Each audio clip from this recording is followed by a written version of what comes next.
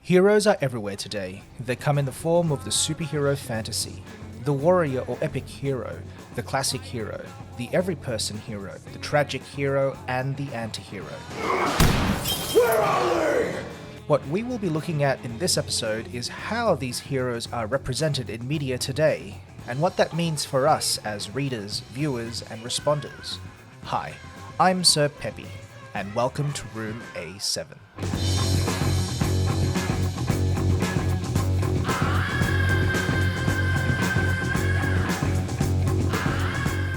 So what makes a superhero different to all the other types of heroes I just mentioned? I think Stan Lee puts it best. For me, superheroes will always spark the imagination of people around the world, regardless of their background, because I think that people are always looking for something that represents the ideal person or the ideal situation. You know, almost all of us have loved fairy tales when we were young. Just remember stories of giants and witches and wizards and monsters and things that were so colorful and bigger than life. But then you get a little older and you're too old to read fairy tales, but you never outgrow your love of that type of story. And if you think about it, superhero stories today are really like fairy tales for grown-ups. The characters are bigger than life, just like in fairy tales. They have the same type of superpowers.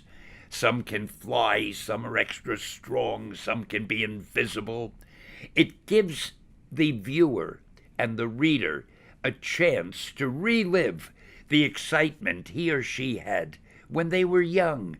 They're really reading fairy tales for grown-ups when they read or when they see superhero stories today, and that's why I love them so. At least in the Marvel franchise, superheroes come in all shapes, sizes, and philosophies, and they all deal with situations in different ways. Superheroes are still in some way human. They are represented as big and strong, lithe and sexy, honorable and self-sacrificing, chaotic, self-serving, or just trying to do the right thing.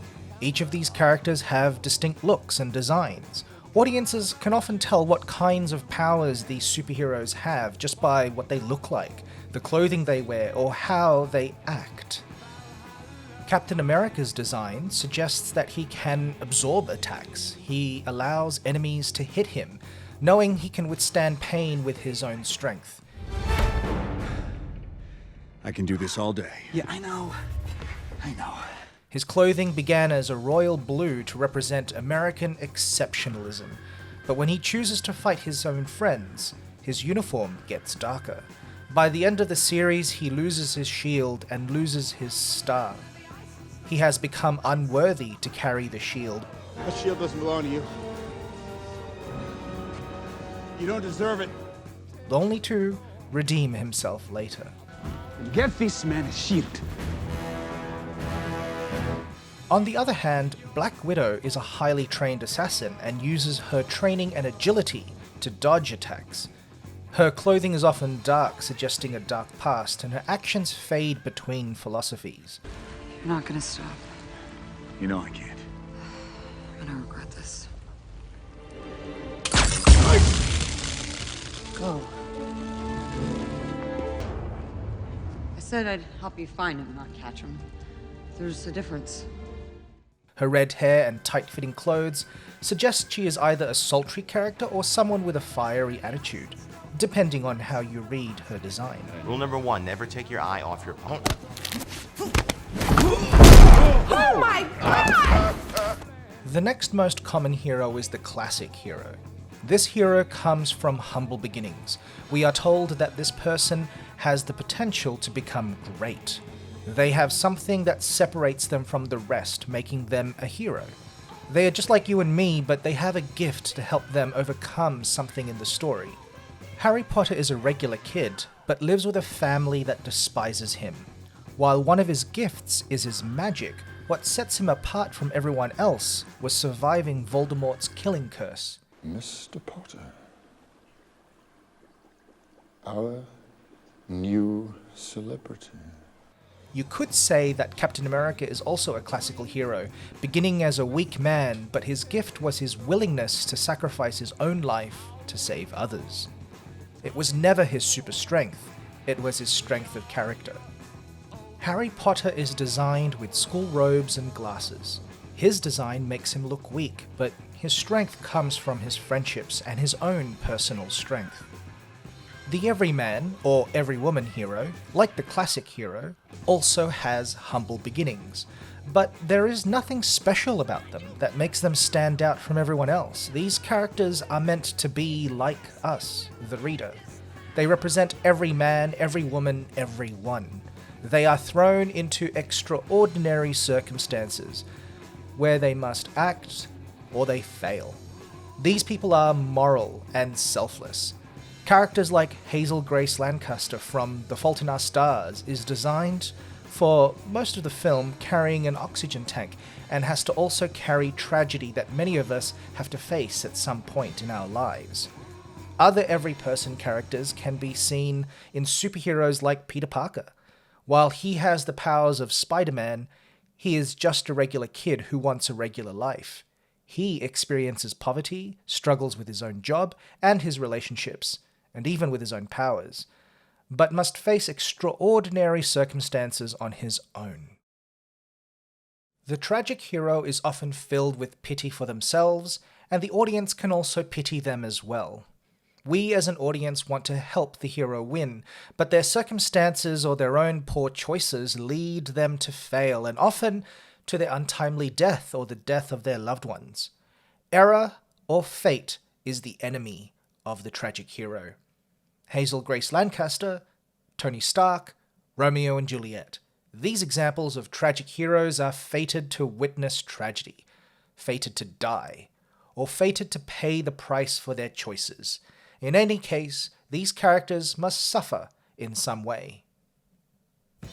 The warrior or epic hero is someone who is strong, legendary, or has an amazing backstory.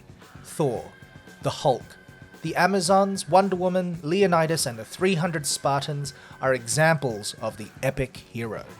These heroes are covered in armor, or none at all. They are strong, they fight and punch and kill their way to victory. They are saving the world or saving an innocent. These heroes are often noble, wealthy, and courageous, and often give up their birthright for the call to action. Thor's armor design demonstrates his wealth and power. The Spartans demonstrate how glory is found in death, and they are prepared their entire life to die in battle. There is also value in strength and using your strength to fight for something. For our lands, for our families, for our freedoms, we march. And you, Arcadian, what is your profession? Sculptor, sir. You? Blacksmith.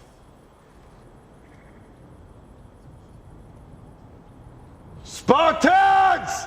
What is your profession?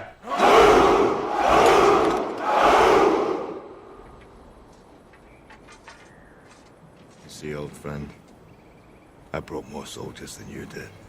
Finally, the anti-hero, or the anti-hero, as the name suggests, is a hero that is designed not to follow the normal design rules of the previous types of heroes we described. Truth is,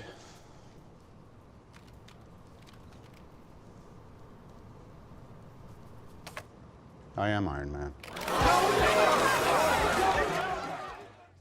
They have qualities similar to villains. They are self-serving, immoral when it suits them, dishonest when it suits them, and often not viewed by others with admiration. Batman is viewed with fear. He is a criminal in the eyes of the police, and Bruce Wayne is seen as an aloof playboy wasting away his parents' money. Batman designed himself and his costume to be something that he himself fears. He wants to instill terror in his enemies. Tony Stark, on the other hand, in the comics, is also a rich playboy who suffers from alcoholism. In the films before Civil War, he only fights for the sake of his own fame and for his own company. Captain America then points this out to him, only to resonate in later films. Iron Man's designs are flashy and shiny, and often something we don't always want to see in our real-life heroes. How a hero is designed is part of how a hero works. And with that all being said, I leave you with the words of Stanley. I'm Sir Pepi, and this was Room A7. Unless you care about the superhero's personal life, you're just reading a shallow story. Just because a person has a superpower doesn't mean he might not have the same personal problems that you or I might have. Maybe he doesn't have enough money. Maybe he has a family problem. Maybe the girl he loves doesn't love him. Or maybe the girl he loves doesn't want to be involved with a superhero. There are so many things you can think of that round out the character and the personality, so the superhero isn't just one or two-dimensional. You want a three-dimensional superhero who lives and breathes and worries and experiences things just the way you and I do, except for the fact that he or she has a superpower.